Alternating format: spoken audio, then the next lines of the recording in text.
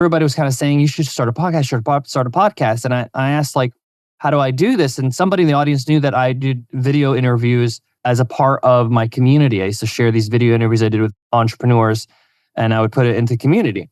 And then they said, just rip the audio from these videos and you got a podcast. And I thought, oh, that's a brilliant idea.